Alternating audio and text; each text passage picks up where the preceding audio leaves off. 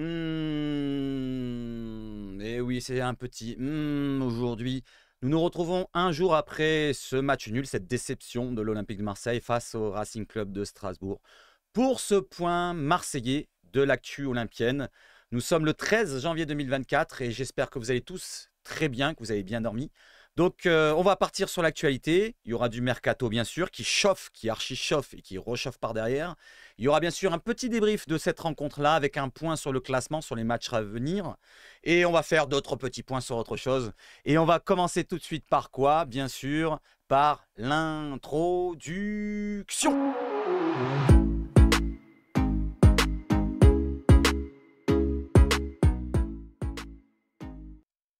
Alors on commence par, comme d'habitude, le jeu du jour. Et bravo à Michael, ou Michael, ou Michael, Flig, qui remporte donc cette place pour la roue du maillot que je ferai tourner ce 15 janvier. Attention, il faut être présent, hein. Ceux qui gagnent leur place, il faut être présent ce 15 janvier, donc entre 20h et 20h45. Restez large comme ça. Ça sera en avant-match du match Algérie-Angola que je commenterai. On commentera quelques matchs de la CAN et je ferai celui-là, donc lundi. Tenez-vous au courant de cela, je ferai tourner la roue et celui qui tombe dessus gagnera le maillot de l'OM avec bien sûr sa présence. S'il n'est pas présent, malheureusement, je passerai au suivant. Vous avez compris? Donc bravo à toi Michael et bravo aussi à Walid qui a précisé que c'était Habib Bey aussi. Mais malheureusement pour toi, regarde, tu l'as envoyé juste après. Quand tu es juste au-dessus, c'est que tu es juste après. Alors je vous montre, pour ceux qui sont sceptiques sur les jeux, alors je vous montre vite fait, le joueur réponse de le joueur mystère, c'était bien sûr Habib Bey, vous voyez, avec le Capitana. C'est pour ça que je vous ai dit, regardez bien le bras. Et aussi sa bague, comme il a dit, stratégique. Ses chaussettes, j'avais pas noté aussi ses chaussettes enroulées comme un petit boudin. C'était une marque de fabrique d'Habib Bey, le Sénégalais de l'OM. Allez, maintenant je vous montre le joueur du jour, d'aujourd'hui. Il reste encore deux joueurs, hein. Aujourd'hui et demain le 14, peut-être le 15 j'en mettrai un, juste comme ça. Allez, on y va. Aujourd'hui, il est assez simple. C'est niveau très très simple, niveau enfantin. Alors je pense que même toi, Christian, si tu regardes la vidéo, tu peux me le proposer et tu peux trouver le joueur. Allez-y, n'hésitez pas. Il y a un joueur qui est juste devant en premier plan. Il faut trouver son nom, n'hésitez pas, et son prénom aussi.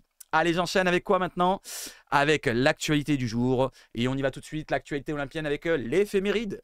L'éphéméride de ce 13 janvier 2024 et 13 janvier de toutes les années, bien sûr. Nous avons deux joueurs. Donc à François Camara qui est né en 1922, qui a joué en 1948-49. Et il y a aussi un joueur actuel qui était dans le groupe d'hier soir. C'est Rogerio Niakossi, le défenseur central suisse, recruté il n'y a pas si longtemps, 2 millions d'euros quand même, faut le noter, et qui n'a pas son temps de jeu, qui n'a pas eu sa chance. Rogerio Niakossi, qu'on va peut-être voir, parce que n'oublions pas qu'il y a des absents, et on va en parler pendant la rencontre quand je vous débrieferai tout ça. Donc bon anniversaire à toi Rogerio, et peut-être à François si tu es encore de ce monde. Allez, je continue les amis, avec quoi? Avec la réserve. La réserve qui continue son petit bout de chemin et qui enchaîne une quatrième rencontre sans défaite. Depuis l'arrivée de Jean-Pierre Papin au rênes de cette équipe, c'est le quatrième match sans défaite depuis l'intronisation du Ballon d'Or 91 comme il a marqué sur la Provence. Ils ont gagné du côté de Istres. Et Istres, c'est les premiers au championnat de National 3. Donc il y a de bonnes choses qui sont produites par la nouvelle équipe menée par Jean-Pierre Papin. À noter, je vous ai noté tout ce qui est en bleu et en jaune, que les buteurs marseillais sont Tounkadi, qui est habituellement dans l'effectif pro. Il y a Sidi Ali, qui lui n'a pas eu sa chance, et Ni Lago, qui lui par contre a eu sa chance en pré-saison. N'oubliez pas cet attaquant ivoirien jeune qui avait, pourquoi pas, fait des bons matchs en pré-saison et qui a marqué donc hier contre Istres. Il y a un joueur qui est rentré en cours de match pour son premier match avec la réserve, c'est le jeune Enzo Sternal. Vous le voyez, 56e minute. Il est rentré, il a remplacé Sidi Ali, le premier buteur, ou le deuxième plutôt. Voilà, n'hésitez pas à me parler un peu de la réserve si vous voulez suivre un petit peu l'actualité. Je vous les mets de temps en temps comme ça. On peut regarder aussi le classement sur la Fédération française de football qui nous met le classement de l'OM et qui est passé des dernières places à la 6e place avec sa nouvelle victoire. Donc 4 matchs de suite pratiquement sans défaite, ou pas pratiquement, sans défaite, avec 3 victoires et un nul. Ils se replacent donc à la 6e place avec 15 petits points. Parfait pour eux. Bravo à Jean-Pierre Papin et bravo aux joueurs de la réserve. Allez, maintenant on passe sur l'effectif pro avec l'affluence de la saison, de la demi-saison 2023-2024. Et on voit que l'Olympique de Marseille est toujours première, bien sûr, avec un grand stade comme on l'a, le stade Vélodrome. 61 282 d'affluence de moyenne, c'est énorme, avec 93% de taux de remplissage. N'oublions pas que ça concerne aussi les suspensions, les sanctions dans le stade. Et n'oublions pas qu'hier, il y a eu quand même des sanctions. Il y a eu 10 400 supporters de moins, avec 3 groupes suspendus du côté du virage nord. Allez, on continue justement. On va partir sur la rencontre, les amis, et ça va aller très très vite. On va parler un petit peu pointilleusement sur certains points, dont le point déjà du résultat, un partout. C'est une déception totale pour l'Olympique de Marseille qui se prend le but dans la 92e minute. Bordel de merde, bordel d'accu. Ça fait combien de fois qu'on perd des points, surtout contre Strasbourg en fin de match. Là, on voit Bilal Nadir à l'écran. On va en parler un petit peu précisément dans les notes, quand je vous montrerai les notes de la Provence, par exemple. Et on va avancer un petit peu tout doucement sur la rencontre. Avant de partir sur la rencontre, un hommage a été rendu encore une fois à Franz Beckenbauer qui est parti à 78 ans. À la 20h48 exactement, voilà, donc un grand hommage a été fait à l'ancien joueur, légende du football total, légende du football mondial, 2 Coupes du Monde, 4 Ballons d'Or, 2 Ballons d'Or, pardon, 4 Champions League et plein d'autres trophées qu'il a gagnés. Donc, condoléances à toute sa famille et repose en paix, Franz. Maintenant, partons sur le match, ce qui nous concerne. Alors, du côté du match, la LFP nous a dit, du côté de South Winners, ils nous ont mis des banderoles. LFP, LFP, pour quand les bonnes résolutions en 2024? C'est la première banderole. Et en dessous, soutien aux groupes privés de leur passion. Voilà, parce que, comme je vous l'ai dit, plusieurs groupes ont été suspendus. Et il n'y a pas qu'à l'OM, hein. Il y a aussi d'autres stades, d'autres clubs, même si nous, on s'intéresse qu'à l'OM. Je vous ai parlé hier, je crois, en live, du club de Nantes, qui, pour rendre hommage aux supporters disparus il n'y a pas si longtemps que ça, eh ben, ils ont rendu hommage en tirant des fumigènes et tout team. Il n'y a pas eu de danger, il n'y a pas eu de blessés, et ils ont été suspendus. Donc ça pose problème à certains groupes. Moi, ça me poserait problème si, bien sûr, j'étais là à rendre un hommage à une personne disparue. Allez, on enchaîne avec la victoire, les amis. La victoire. Avec le match. Pardon, le victoire. J'aurais tant aimé qu'il y aurait une victoire. D'ailleurs, le mercato, on va en parler. Hein. Restez jusqu'au bout. Ça sera vers le milieu de la vidéo. Je vous montrerai un petit point au cas où, si vous voulez savoir quand c'est. Allez. On va partir sur la composition d'équipe. Donc l'OM qui est parti avec un 3-5-2, comme l'habitude, avec Paul Lopez le gardien, Meïté, Gigot, Balerdi pour la défense, ça ne change pas. Klos à droite, Bilal Nadir titulaire, je vous en avais parlé de ça. Je vous avais dit qu'il allait être titulaire sûrement parce que Onana n'était pas prêt physiquement. Kondogbia et Verretou, ça c'est pour le milieu de terrain. Et derrière, sur le côté gauche, nous n'avons pas de Lodi. On va en parler dans le mercato parce qu'il est probablement sur un départ. Et c'est ce que je vous avais dit. Hein. Gattuso, il n'aime pas trop les prestations de Lodi. Et j'ai l'impression qu'il a été un petit peu écarté tout doucement. Et Murillo a eu sa place, même s'il n'a pas fait un grand match, Murillo. Et beaucoup de joueurs n'ont pas fait de grand match. Vitinha, Aubameyang pour les 2 attaquants. Maintenant, regardons sur le classement. Et après, on ira précisément sur la rencontre. Le classement, l'OM avec ce match nul se replace à la 5e place. Ils étaient 6e avant ce match-là. Ils passent devant Lille à la différence de but. Et pas à la différence de but parce que sinon c'est au but marqué, pardon, excusez-moi, puisqu'on a marqué 26 buts et Lille 21. Si vous regardez bien, on a 7 de différence de but comme les Lillois. Mais on passe devant par rapport au but marqué. Cela dit, Lille ont un match en retard. Les autres matchs en retard pour Lens, pour Reims, et pour Brest, et pour Monaco, et pour Nice. On va voir ce qu'ils jouent demain, parce qu'ils vont jouer aujourd'hui, pardon, et demain, certains. Donc Rennes-Nice pour ce soir. Nous avons Monaco-Reims aussi, un match intéressant qui nous concerne. On aimerait bien qu'il y ait un match nul, voire pourquoi pas une victoire rémoise, je préférerais. Qu'est-ce que vous préférez, vous, dans les commentaires? N'hésitez pas à me dire. Est-ce que vous préférez Monaco qui gagne, Reims ou le match nul? Pareil pour Rennes-Nice, vous préférez quoi? Que Rennes gagne, que Nice gagne ou que match nul? Dites-moi. Et nous avons Lille-Lorient. Donc Lille, ils ont l'avantage d'être à domicile contre Lorient, une équipe qui est en bas du tableau. Et Brest-Montpellier, ce qui nous concerne à nous. Je ne vais pas parler des autres, même s'il y a Lens qui nous concerne. Regardez, ils reçoivent les Puputes. Je pense que ça va être encore une défaite pour les Lensois. Allez, on va commencer par la rencontre. Là, nous avons un résumé assez simpliste de la Minute OM qui nous dit que l'OM a perdu 2 points à domicile. L'OM n'a rien montré après son but. Et c'est logiquement que Strasbourg a fini par égaliser. Ils auraient même pu s'imposer en fin de match. Marseille 1, Strasbourg 1, prochain match contre Rennes en Coupe de France. Il n'y a rien d'autre à dire finalement quand on regarde le contenu de la rencontre. L'OM s'est procuré pratiquement aucune occasion, mis à part le but marqué à la 3e minute. Voilà, c'est quand même assez grave, je trouve. Allez, justement, on part sur le match avec le but de Gigot, donc à la 3e minute. Et il y a eu cette petite accolade entre Gigot et Gattuso. Je n'en ai pas compris. Je ne sais pas si vous le savez, vous. Est-ce qu'il y a eu un décès ou autre chose? Mais on a l'impression qu'ils font presque un gros câlin, quoi. Voilà. Donc, ça fait plaisir. Ils se réchauffent. Mais j'aurais préféré quand même qu'on gagne le match. Derrière, donc Gigot, pour sa prestation, il a fait une prestation correcte. Mais par contre, il y a un problème avec Gigot, c'est qu'il a pris un carton jaune. Et il sera suspendu pour le prochain match en Ligue 1 contre l'AS Monaco à domicile au Vélodrome le 27 janvier. Ça peut poser problème, n'oublions pas qu'on joue à 3 derrière. On n'a que Meïté, Balerdi et Gigot justement. Pour l'instant, eh ben, si on enlève Gigot, ça nous en laisse 2. Cela dit, on a Onana comme solution supplémentaire. Mais Onana, il a remplacé un joueur. Je vais vous montrer. Regardez derrière. Hop, on y va tout de suite avec Kondogbia qui s'est blessé pendant le match. Kondogbia qui s'est blessé. Alors apparemment, c'est aux ischio peut-être. On va voir le plus précisément dans ce que je vais débriefer tout à l'heure. Mais voilà, donc ça porte problème parce que Kondogbia, s'il manque au milieu, on aura Onana qui doit le remplacer, poste pour poste. Et Onana, il est peut-être amené à remplacer derrière Gigot. Alors qui on va mettre derrière, qui on va mettre au milieu? N'hésitez pas à me dire, à me faire votre compo face à Monaco, si on en reste là, qu'il n'y a pas de recrue, jusque-là. Pour moi, je vais vous montrer ma compo tout à l'heure. Voilà, donc je peux même vous la montrer maintenant. Regardez, hop, je vous la montre maintenant. La compo face à Monaco, avec les absences possibles pour ce match le 27 janvier. Donc on n'a pas de Gigot, comme je vous l'ai dit. Peut-être pas de Kondogbia. Moi, je vois le coup qui ne va pas être là. Donc voilà comment on va peut-être se profiler à l'heure actuelle, sans compter les recrues, alors qu'on va parler tout à l'heure pour le mercato. Donc Paul Lopez au gardien, Balerdi, Onana dans l'axe et Meïté à droite. Alors pourquoi je mets Onana dans l'axe? Parce que moi, de ce que j'ai vu Onana, ça rentrait. Je trouve qu'il avait un gros... Il ressemblait plus à un char d'assaut plutôt qu'un joueur de foot. On l'a vu, il avait un... Ouais, il était gros, costaud. Hein. Je ne sais pas s'il est peut-être en bon point. Mais n'hésitez pas à me dire qu'est-ce que vous avez pensé de Onana. Il a touché 3 ballons en 25 minutes. On ne l'a pas vu vraiment impactant dans le jeu. On a souvent été dominé en fin de match pour ce match de Strasbourg. Donc Onana sera en défense, dans l'axe. J'aimerais bien qu'ils soient entourés de 2 joueurs qui vont plus vite que lui, Balerdi et Meïté.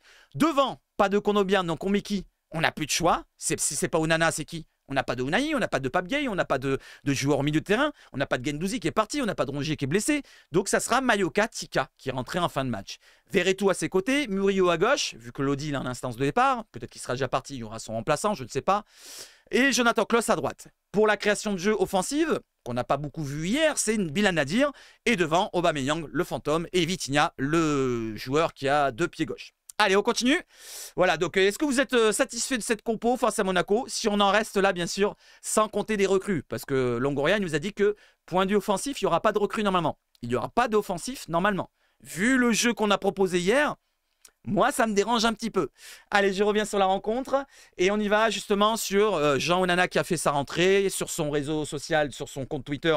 Il nous a dit que ça lui fait plaisir. Très ravi d'avoir réalisé mes débuts sous ses couleurs. Nous reviendrons plus fort. J'espère que tu vas revenir plus fort parce que je l'ai trouvé un petit peu empâté, moi, personnellement. Allez, j'espère que tu seras meilleur dans les prochains matchs. Autre joueur qui est rentré en cours de match, je vous en ai parlé, Mayoka Tika qui a remplacé Bilal Nadir en fin de match. Alors, Bilal Nadir, est-ce qu'il est blessé ou pas? On ne sait pas encore. Je verrai tout à l'heure ce qu'il avait dit Gattuso après le match. Je ne l'ai pas lu en entier. Donc Mayoka Tika, on l'a vu sur 2-3 ballons. Il a récupéré un ballon très haut à un moment. Il a donné sur le côté gauche. Ça a l'air d'être intéressant, puissant. Mais cela dit, il a fait une petite bourde. Voilà, donc ça a été relayé. Je voulais souligner en dessous. Il a causé la faute qui a amené l'égalisation du joueur de... comment il s'appelle? Sebas, le joueur de Strasbourg. Donc est-ce que c'est vraiment de sa faute ou alors vraiment de la défense qui a été mal placée? Moi, je dis que c'est un mix des deux. On aurait dû être plus concentré sur ce dernier coup franc. Et Jonathan Klaus aurait dû peut-être mettre sa tête, franchement, au lieu d'avoir peur du pied haut du joueur strasbourgeois. Donc Mayoka Tika, j'espère que tu seras meilleur dans les prochains matchs. Autre joueur qu'on va citer, il y avait un joueur sur le banc que j'aurais voulu voir, excusez-moi, c'est lui. Yuri Moreira, qui était pour la première fois dans le groupe pro, dans le groupe olympien, et il n'a pas eu sa chance. Alors que Vitinha et Aubameyang, pour moi, ont été tout carqués. Un peu plus Aubameyang qui a été tout carqué. Vitinha, il a fait avec ses moyens. Voilà, il n'a pas vraiment des moyens techniques et tout ce que vous voulez. Mais au moins, il s'est battu, il a fait ce qu'il fallait. Voilà, donc point de vue son niveau, c'est ça qu'il peut proposer de plus. Mais j'aurais aimé voir Yuri Moreira. Pourquoi pas à la place d'un des deux? Je m'en fous, moi. Un des deux qui dégage, s'il est mauvais sur le terrain. Tentez les jeunes, tentez le jeune. Qu'est-ce qu'on risque? On ne le vend pas. Il va pas se blesser, même s'il se blesse, c'est pas grave, il va revenir. Il a 19 ans, portugais, pourquoi pas le tenter. Voilà, donc Yuri Moreira qui n'a pas eu sa chance hier, malgré qu'il était dans le groupe.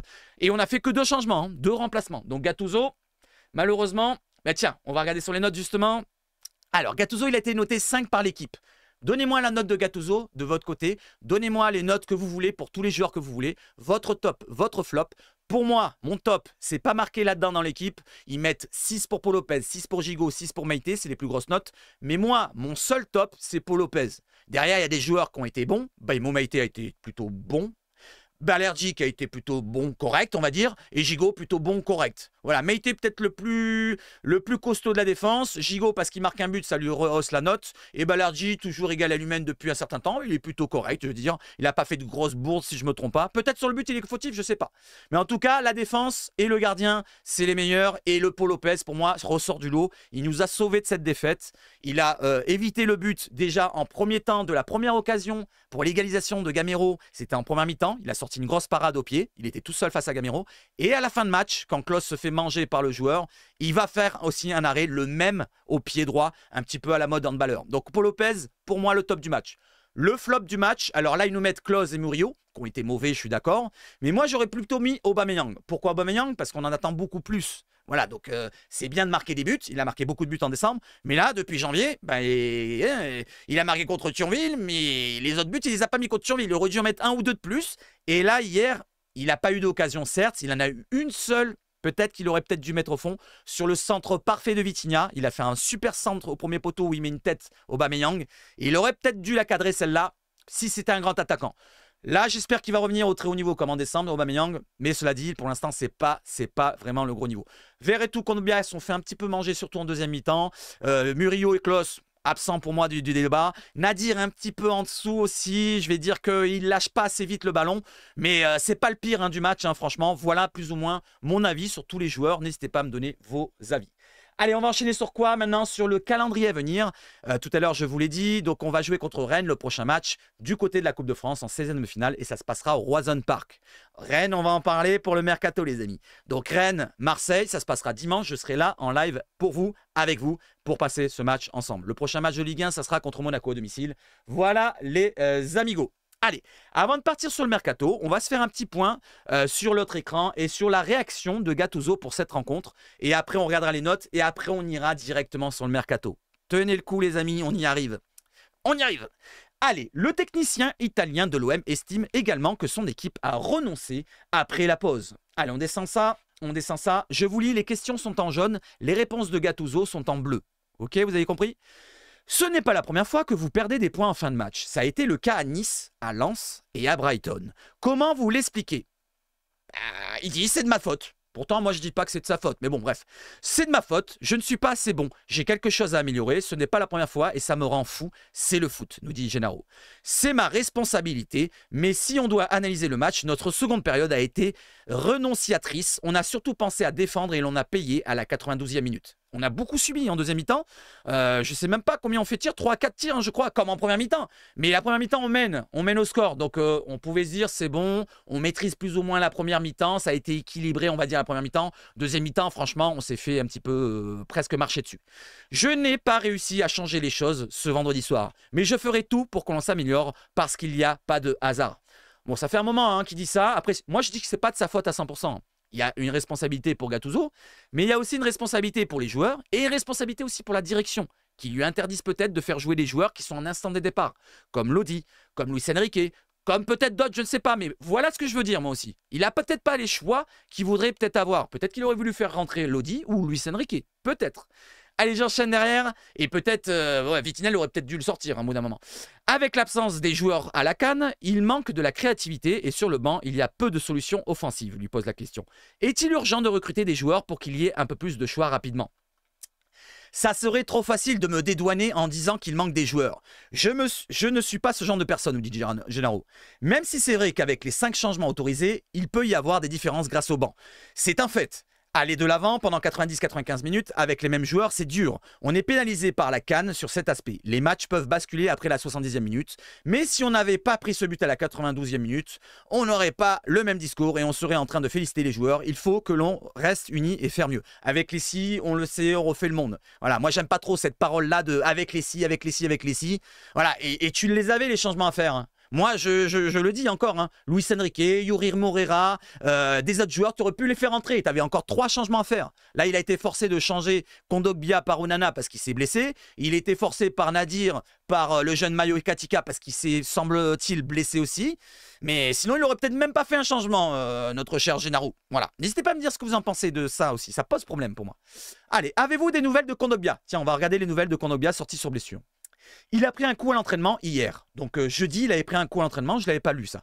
On a évalué la situation, il a serré les dents et a joué. Alors que c'était plus non que oui ce vendredi matin. Là, il a une douleur à l'ischio. On fera un point aujourd'hui en espérant qu'il n'y ait rien de grave. Donc, ils feront un point aujourd'hui, ce samedi, pour voir si c'est pas trop grave pour Kondogbia. Mais moi, je vous le dis, Kondogbia, ça sent cramé encore. Pour lui, j'ai l'impression qu'on l'aura dans l'os toute la saison. Il va se blesser, il va revenir, il va être plutôt bon. Et après, il va se reblesser. Il va être suspendu, il va être revenir, il va être plutôt bon. Il va se blesser, il va se suspendu. Il va revenir, il va être blessé, il va être suspendu. Je m'en mêle là. Mais ça m'énerve, ça m'énerve. Quand on a un joueur aussi important que Kondogbia, qui doit être parmi les leaders de notre équipe, parce qu'il a de l'expérience, il a déjà 30 ans. Regardez Vertou à côté. On va le critiquer sans cesse, alors que lui, il est toujours là. Il est toujours blessé depuis le début de l'année à son pied. Il a une cheville qui est enflée à chaque fin de match. Ça, je ne sais pas si vous savez, mais il faut le dire. Et lui, il juste une blessure tous les matchs, tous les deux matchs. Alors, je ne le critique pas à lui, mais ça m'énerve, ça m'énerve. Allez, je continue. Je continue. On a vu Klose jouer parfois latéral gauche l'an passé. Murillo semble un peu pénalisé sur son pied gauche, alors qu'il est excellent à droite. Bon, excellent, c'est peut-être abusé. Il est bon, voire peut-être très bon, mais excellent. Faut atténuer un petit peu le niveau, la Provence, parce que j'ai l'impression qu'ils sont un petit peu foufous là. Dans leurs notes, on verra tout à l'heure. Je sais qu'il a joué à gauche l'année dernière. Murillo a bien joué sur ce couloir aussi. Au niveau technique, Klose a plus de qualité. J'ai pensé à cette possibilité, mais je ne voulais pas trop faire de changement. Les inversés auraient pu changer quelques lignes de passe, mais j'ai préféré donner de la continuité. Contrairement à Pablo, n'est-ce pas? Voilà, donc je ne sais pas ce que vous en pensez. Est-ce que vous voulez, vous, pour le prochain match, changer de côté? Si on n'a pas recruté de latéral gauche, ou de latéraux, peut-être qu'il y en aura deux, on verra ça tout à l'heure. Est-ce que vous voulez changer, mettre Klose à gauche et Murillo à droite? Faudrait voir, pourquoi pas. Moi, j'avais la solution, une autre solution. À gauche, on l'a vu avec Sampaoli. N'oubliez pas ce que je vous ai dit. Luis Enrique, si on a la possibilité de faire jouer maintenant, n'oublions pas, quand il a joué 10 matchs en ailier gauche, en piston gauche, avec Sampaoli, c'était 5 passes décisives. Donc, est-ce que ça peut nous apporter plus? Au moins offensivement, ça serait intéressant. Moi, je l'ai dit comme ça. Je ne sais pas si j'ai raison, mais en tout cas, je me souviens de cela. Allez, je continue. La dernière question pour Renato Gattuso, c'est Renan Lodi est resté sur le banc toute la rencontre. Pouvez-vous nous confirmer qu'il est en instance de départ? Et là, justement, on va partir sur le mercato après. Vous inquiétez pas. C'est une question qui concerne surtout le club. Il y a des discussions en cours. Je ne peux pas contrôler et convaincre les joueurs sur leur choix. Je respecte tous mes joueurs. On n'a pas voulu prendre de risques qui se blessent et qui ne soient pas concernés à 100% alors qu'il y a des négociations. Mais je ne sais pas si les négociations iront au bout. Voilà, il ne dément pas. Lodi serait en instance de départ. Il ne voulait pas le faire jouer pour ne pas le blesser, pour qu'il soit à 100%, pour partir tranquillement pour le club où il ira. Voilà, c'est ça, nous, à l'OM. On n'a pas les couilles de faire jouer les joueurs qu'on est en instance de départ. Je suis d'accord, quand on a un effectif qui est au complet, qu'on peut mettre d'autres joueurs, mais quand on n'a pas le choix, hein, n'est-ce pas Marcelino et Pablito pour Under qui a écarté, Guendouzi et Silla qui n'ont pas eu le temps de jeu qu'il fallait pour le Pana. Moi, j'en veux toujours à ce match-là. J'en veux toujours. Allez, je continue.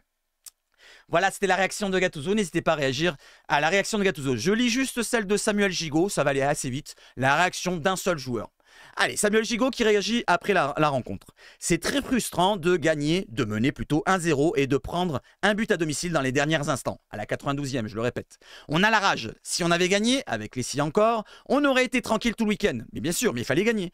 Il faut se remettre la tête à l'endroit avant le gros match qui nous attend contre Rennes en Coupe de France. On n'a pas été assez tueurs dans les deux surfaces. Dans ce genre de match, quand tu ne mets pas le deuxième but, c'est compliqué. On ne doit rien lâcher jusqu'au bout, surtout que ce n'est pas la première fois que cela arrive cette saison. Ça se répète un peu. J'espère qu'on va vite apprendre si on veut rester en haut, car on gaspille des points. J'ai quand même aimé l'attitude de mes coéquipiers, car on s'est battu comme des lions. C'est tellement rageant de prendre un but comme ça.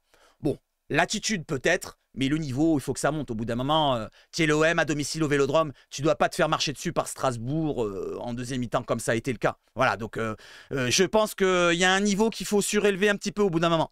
Derrière, il dit que dans les deux surfaces, on n'a pas été assez décisif. C'est vrai que j'allais oublier l'occasion de Vertou. Vertou, qui a une occasion face au gardien. Alors, il cadre bien sa frappe, mais il aurait dû peut-être un peu plus s'appuyer. Alors, je ne sais pas s'il le prend mal ou quoi ou qu'est-ce. Mais en tout cas, le ballon partait bien. Il allait au fond des filets et le défenseur, malheureusement, il sauve sur la ligne. Donc, je ne sais pas si on peut lui en vouloir à Vertou. Au moins, il a cadré. Une petite réaction juste du coach adverse, Patrick Vieira, l'entraîneur de Strasbourg, qui nous réagit, qui nous dit « Je ne sais pas quel était leur plan tactique, en parlant de l'OM, mais on s'attendait à ce qu'ils viennent nous mettre plus sous pression dans notre partie de terrain. » C'est ce que je viens de dire maintenant. Tu es à l'OM, tu dois t'imposer et tu dois mettre la pression toi, pas te mettre sous pression à Vélodrome. Là, contre Strasbourg, normalement, 1-0, ils reviennent à un partout, tu dois reprendre le jeu et remettre la pression. Et ça a été le contraire. En fin de match, on aurait peut-être dû perdre. Moi, je vous le dis comme ça, on a failli perdre en fin de match. Allez, je continue avec les notes de la Provence. Et vous allez voir peut-être, vous avez vu tout à l'heure les notes de l'équipe. Donc, la Provence nous met 5,5 sur Lopez. Ça, j'ai trouvé un petit peu du bashing pour moi pour Lopez. Ils disent plus ou moins que c'est pratiquement, voilà, donc presque de sa faute s'il encaisse un coup franc qui va sur la barre. Il n'est pas allé au fond, donc il n'y a pas eu de but. Je vois pas pourquoi il aurait été fautif sur cela. Derrière, les sorties aériennes ont été très bonnes. Voilà, je sais pas pourquoi il les souligne aussi. Donc je trouve que la Provence a un petit peu bâché Paul Lopez. Pour moi, Paul Lopez a fait le match qu'il fallait. Meïté 5,5 sur 10, il fait un match très sérieux, très facile, parfois trop. C'est ce que je vous dis, moi avec Meïté, j'ai l'impression qu'il se sent un petit peu supérieur quand il a le ballon. Vous avez vu, il garde un petit peu trop longuement le ballon. Certes, il ne le perd pas, pour l'instant ça réussit, il est très bon, il a fait une bonne prestation. Mais attendons de voir contre des gros, j'espère que contre Monaco, il le fera pas trop souvent parce que Monaco, c'est d'autres attaquants d'autres niveaux. Derrière Gigot 5,5, Balerdi 5,5, 5 Klos. Ça par contre j'ai pas compris, 5 Klos. Voilà, bon. Il a apporté offensivement peut-être sur 2-3 occasions. Mais derrière, il fait une bourde en fin de première mi-temps ou en deuxième mi-temps. Je sais plus quand il perd le ballon. Et ça a failli causer un but. Et en fin de match, ça a failli causer un but quand il se fait manger par l'attaquant. Bilal Nadir 4 sur 10. Donc est-ce qu'on peut lui mettre plus? Voilà, donc il a été un petit peu trop à garder le ballon comme je vous l'ai dit. Il a eu un petit peu de déchets comme ils disent la Provence. Il a baissé le pied au fil des minutes. C'est sûr, il n'a pas encore le niveau peut-être pour être dans la durée, pour être à 90 minutes. Il a quand même tenu 84 ou 90 minutes, je ne sais plus combien de temps, 80 minutes à peu près. Et il a été remplacé par Mayo Katika qui lui a causé malheureusement la faute sur le but égalisateur. Kondogbia 4, Verretou 4, je vous l'ai dit, ils se sont fait un petit peu manger. Murillo 3,5 qui fait partie des flops. Vitinha 4,5. Je trouve que c'est la note qu'on doit lui donner, peut-être 5, voilà, pour l'encourager. Mais bon, au bout d'un moment, nous, on veut qu'il marque des buts, qu'il soit plus offensif, qu'il soit plus décisif dans la surface. Donc là, il a été plutôt pas mal dans l'engagement. Il a fait un bon centre pour Aubameyang, qui a manqué l'occasion de la tête, comme je vous l'ai dit. Mais au-delà de ça, on aimerait bien qu'il marque des buts. Au bout d'un moment, Vitinha, on t'attend sur ça. Donc Aubameyang, je vais juste vous lire Aubameyang. Après son but de la qualification face aux amateurs de Thionville, le Gabonais a eu moins de réussite contre Strasbourg et a traversé le match comme son ombre, je vous l'ai dit, fantomatique. À son crédit, une tête difficile à redresser qui ne passe pas loin du cadre à la 25e sur le centre parfait de Vitinha que le Portugais... et une passe vers Vitinha que le Portugais cafouille. Je ne me rappelle plus de ça. Mais bon, bref, voilà. Aubameyang, pour ma part, c'est le flop. Et Lopez, le top. Vous avez la note aussi de Gattuso. N'hésitez pas à donner votre note dans les commentaires sur Gattuso. Et l'arbitre qui a eu 4 sur 10. Alors, pourquoi il a eu 4 sur 10? Je pense peut-être parce que sur l'égalisation, il y a peut-être une faute, un pied haut sur la tête de Klos. Et peut-être qu'il y a un pénalty sur Klos aussi. Ne pas oublier, Klos, à un moment, il récupère un ballon dans la surface. Et il se fait toucher, j'ai l'impression. Il y a eu un seul ralenti. Mais il n'y a pas eu de VAR. Alors, je ne sais pas. Je ne sais pas où ça en est cette faute-là. On ne l'a pas vu ralenti et j'ai même pas vu sur Twitter, je ne l'ai pas trouvé. Donc voilà les amis, sur les notes, sur la Provence. Et on va retourner sur l'autre écran les amis, tout de suite, tout de suite. Allez, on revient sur là, le calendrier. Et on enchaîne sur le Mercato les amis, c'est parti. Donc Longoria, avant la rencontre, il nous a parlé et il nous a dit « Je ne vais pas parler de transfert », mais il confirme, c'est vrai que pour Lodi, on a eu des propositions, on travaille dessus, mais ce n'est pas le moment de parler de ça. Ça, c'était avant la rencontre, au micro de Prime Video. Cela dit, derrière, on va regarder Lodi. Donc Fabrizio Romano, vous le connaissez tous, le journaliste italien, nous précise que Al Hilal est en pourparlers avancés pour recruter Renan Lodi ou Ronan Lodi de l'Olympique de Marseille. Les négociations se poursuivent pour un montant d'environ 20 millions d'euros selon Matteo Moretto. L'OM avance bien vers les dernières étapes du contrat avec Josh Doig en tant que nouvel arrière de Gattuso se rapprochant. Voilà les amis, 20 millions d'euros selon Fabrizio Romano et selon Matteo Moretto. Donc Al Hilal, club d'Arabie Saoudite. Je vous l'avais dit en plus dans le live d'avant-hier les amis. Donc n'hésitez pas à réagir. Et derrière on va continuer avec cette info-là qui continue. Selon l'équipe, Lodi devrait bien rejoindre le club d'Al Hilal. Donc ça commence à chauffer encore plus. Un accord autour d'un montant de 20 millions d'euros serait tout proche d'être trouvé. Lodi a donné son accord et il aurait déjà trouvé un terrain d'entente avec le club saoudien. Voilà, donc à 25 ans, il veut déjà partir en Arabie Saoudite. Et ben moi, je dis next. Déjà, il y avait un problème avec Lodi. Moi, c'est avant la trêve hivernale. Souvenez-vous-en, il était suspendu pour le dernier match contre Clermont. Il n'était même pas resté. Il n'était même pas resté pour soutenir ses partenaires. Il avait demandé à partir en avance au Brésil en vacances, tranquille. Il s'en fout. Et le club a autorisé un départ. Moi, ça, je n'accepte pas. J'accepte pas. Déjà, c'est un petit problème. Bon, maintenant, il va peut-être partir. On va lui souhaiter bon courage. Mais en tout cas, ça m'a posé problème ce domaine-là. Allez, derrière, on a quoi? On a la réaction de qui? Encore l'équipe l'équipe qui nous précise que Al Hilal proposerait 22 millions d'euros pour Renan Lodi. Voilà, donc si l'accord se fait autour des 22 millions d'euros, je pense qu'on serait plutôt gagnant. N'oublions pas qu'on l'a acheté, je vais vous montrer sa fiche Transfermarkt. En bas, il y a marqué 13 millions d'euros ici. Vous voyez, hop, en jaune, 13 millions d'euros. Donc l'OM pourrait récupérer, pourquoi pas, une belle somme. Derrière, on regarde la fiche de Transfermarkt de Renan Lodi. Il y a un truc qui compte, c'est qu'il soit sélectionné encore avec le Brésil. C'est pour ça qu'il s'intéresse à lui, pardon, du côté de l'Arabie Saoudite. Il a un contrat jusqu'en 2028. Il joue chez nous depuis cette année, 23 matchs, une passe décisive à peine et des prestations un petit peu plus basses que os, on va dire. Voilà, donc 13 millions. N'oublions pas que l'Atlético Madrid garde encore 20% à la revente. Donc si on le revend en 22 millions, faites le calcul. Sur 20 millions, ça ferait 16 millions de gagnés, donc on enlève 4. Sur 22, bon, on serait à 17 millions pratiquement de gains. 17 millions et on l'a acheté que 13. On gagnerait 4 millions dans l'affaire. Je trouve que c'est plutôt un bon ratio, une bonne affaire. Allez, derrière justement, un joueur qui coûterait presque 4 millions d'euros et qu'on va peut-être recruter pour remplacer Lodi ou au moins pour concurrencer son remplaçant qu'on verra après, c'est Josh Doig. Josh a un Doig de l'OM. Bravo pour le jeu de mots de BOM qui nous met Josh a un Doig comme un doigt de l'OM. Accord avec le joueur pour un contrat jusqu'en juin 2028 selon Di Marzio et l'offre ne devrait pas dépasser, ils ont mis 2, bon c'est pas grave, l'offre ne devrait pas dépasser les 5 millions d'euros. Alors, c'est ça le premier info qu'on a eu dans l'après-midi. Cela dit, ça a continué pour Josh Doig. Il y a eu un addenda, un rajout pour ce dossier et qui peut poser problème. Attention, ce n'est pas encore terminé.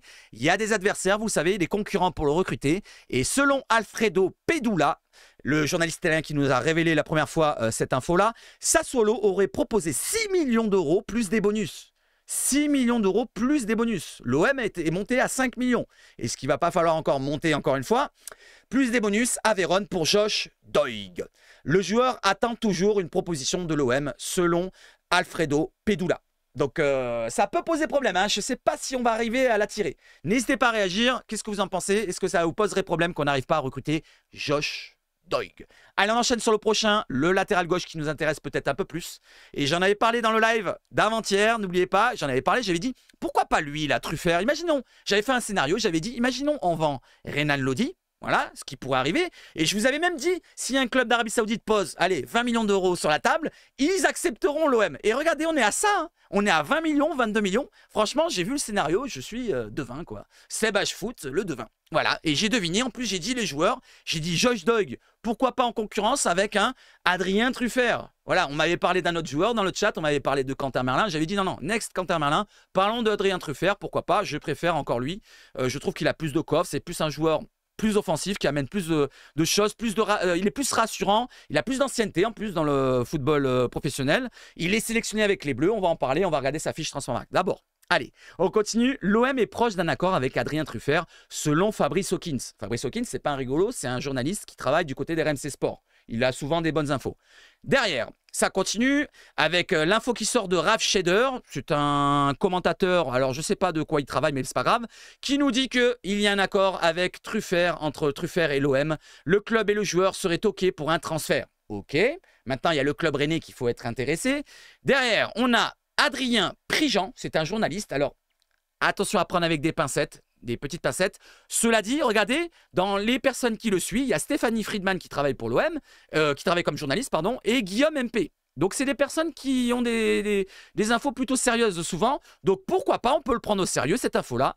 Donc, selon lui, selon Adrien Prigent, l'OM, non, ce serait fait, pardon, excusez-moi, ce serait fait pour Adrien Truffert à l'OM. Donc, en interne, ce serait peut-être déjà fait. Je sais pas, voilà, je sais pas où on en est. Allez, derrière, on continue avec une fiche pour les stats d'Adrien Truffert, pour voir un petit peu quels joueurs on pourrait recruter du côté de l'OM. Alors, du côté de DataFoot, un compte que je vous avais nommé la dernière fois, qui est plutôt intéressant dans les stats, il nous précise plusieurs notes. Et regardez les notes, vous avez un 90 par exemple, ça concerne le pourcentage du joueur. Alors, je vous dis ce qu'il y a marqué en rouge.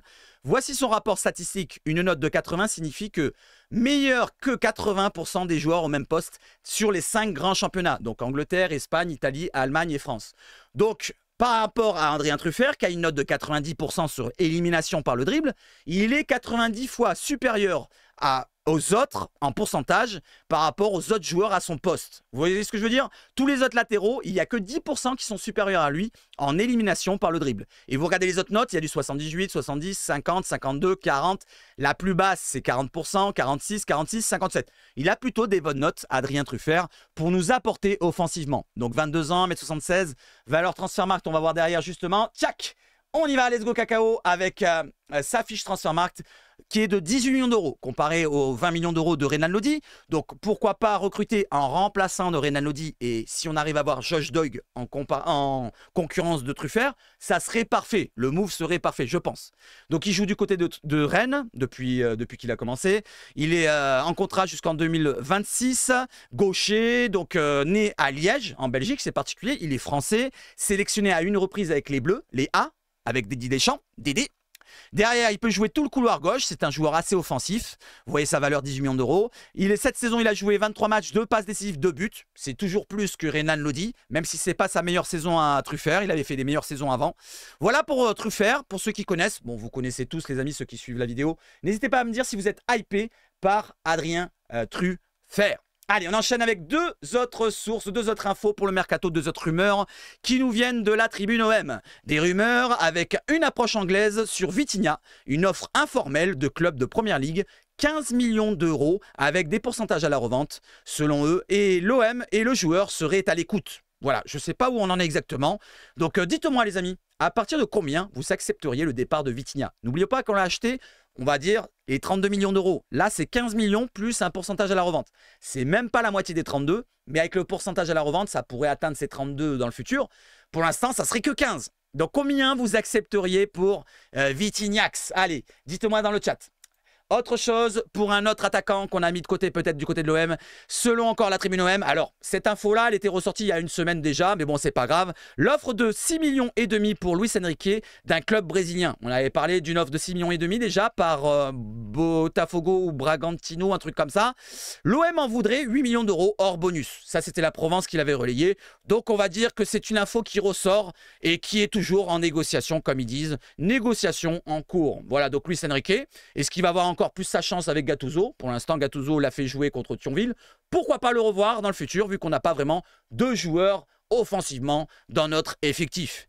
Voilà les amis, je trouve qu'on a fait un bon contenu. Je ne sais pas si vous avez apprécié la vidéo. J'espère que vous l'avez apprécié. N'hésitez pas à me mettre un pouce, un commentaire. N'hésitez pas à proposer vos noms pour le joueur mystère.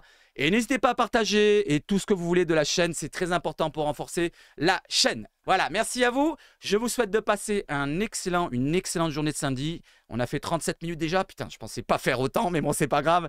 Je vous souhaite de passer une excellente journée encore une fois. Vive le foot chez Sabache Foot. Et surtout, allez l'OM! Allez l'OM! Allez, on va espérer que les autres équipes perdent. Comme ça, on reste au moins 5e. Voilà. Allez, 6e. Qu'est-ce que je veux que je vous dise? Les prochains matchs seront meilleurs, on va espérer. Et il faudrait recruter devant quand même, hein, monsieur Longoria. Il faudrait recruter devant. Il faut de la création offensive. Allez, ciao, ciao les amis.